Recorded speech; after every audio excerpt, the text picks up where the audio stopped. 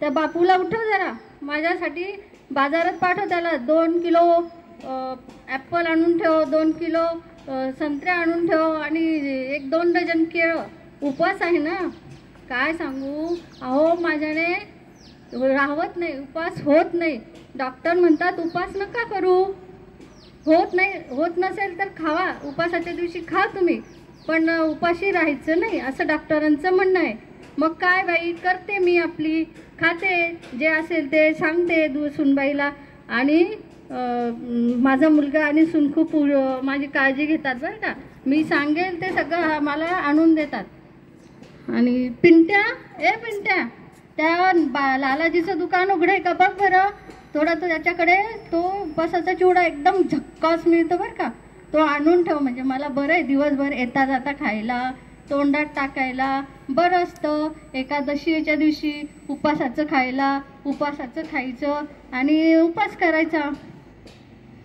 आणि तुम्हाला म्हणून सांगते, माझ्या जावयांनी 2 किलो पेढे आणून ठेवले आहेत. माझ्या गुणाचे हो जावाई.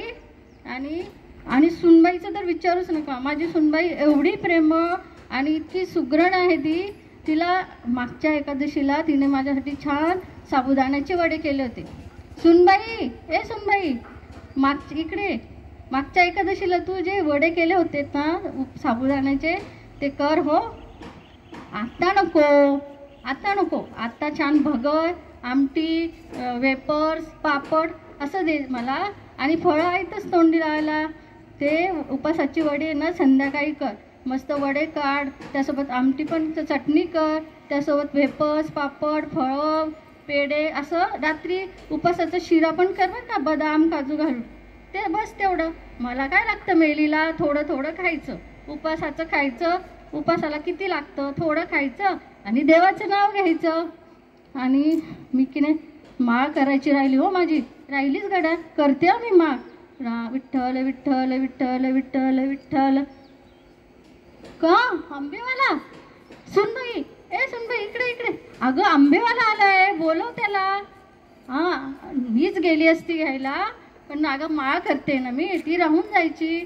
तू जा आणि आंबे घेऊन ये, चांगले 2-4 किलो घेऊन ये, पिवळे धम्मक ना. मला आज उपासाला, तुला माहिती आहे उपासाला मला राहत नाही. आंबे आणून ठेव. चल बाई, करते माळ पूर्ण करते, तू आण आंबे.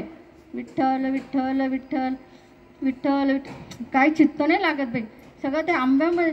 जाऊ दे, करते नंतर ती माळ. आता मस्त आंबे खाऊ.